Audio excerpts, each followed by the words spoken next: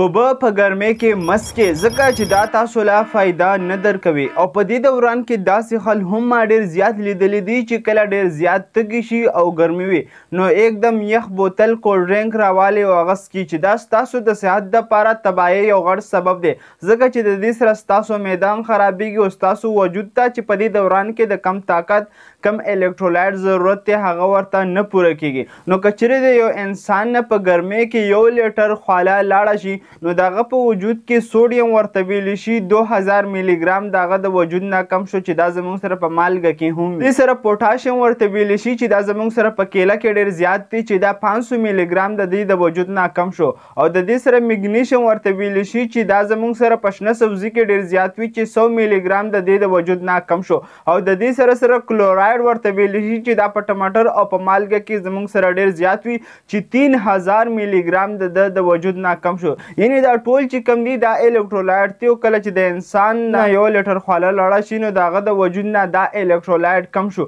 نو که چیرې په دې ټایم کې انسان صرف او صرف ساده اوبه څکي نو دا ساده اوبه څکل د دې دپاره فایده نه ورکوي. نو څلور داسې ارزان څیزونه زه تاسو ته ښیم که چیرې دا تاسو په دې ټایم کې استعمالوئ نو ستاسو په وجود کې دا کم الکترولایټ چې کم شوي دي دا ټول به ورسره پوره کیږي او دا څیزونه په هر یو کور کې موجوده کیدلی شي. کله چې د انسان نه ډیره زیاته خواله ځي نو د ټولو نه اول ضروري خبره دا ده که چیرې ستاسو په کور کې لاسي ورته ویلی شي ساده لاسي هغه موجوده وي نو تاسو خامخا لاسي 2-3 ګیلاسه د ورځې څکي کله چې ستاسو نه ډیره زیاته خواله ځي او په دې کې تاسو مالګه ځان ته ضرور اچوي که چیرې ستاسو بلډ پریشر نه وي. او دویم څیز د دې سره ناریل دی یعنې کله هم چې تاسو بازار ته وځئ په هغې کې ناریل خرڅېږي نو خامخا یو ناریل ضرور څکئ ځکه چې په دې کې کم دا الکترولایټ دی چې ما درته وښول دا د انسان د وجود نه کم شي د یو ناریل څکلو سره دا ټول الکترولایټ د انسان وجود ته راځي. او دریم چې کوم څیز دی هغه د نیمبو والا اوبه دي کله هم چې کور کې تاسو اوبه څکئ نو په هغه کې نیمبو ضرور اچوئ ورسره مالګه ضرور اچوئ چې د انسان د وجود نه کم الکترولایټ د هغه د خوالې په ذریعه باندې کم شوي دي کمې اوبه ترې کمې شوي دي دا ټول ورسره پوره کیږي. او د دې سره څلورم نمبر چې ډېر ضروري دی کم د موسمي پل چې راځي لکه خربوزه شوه یا اندوانه شوه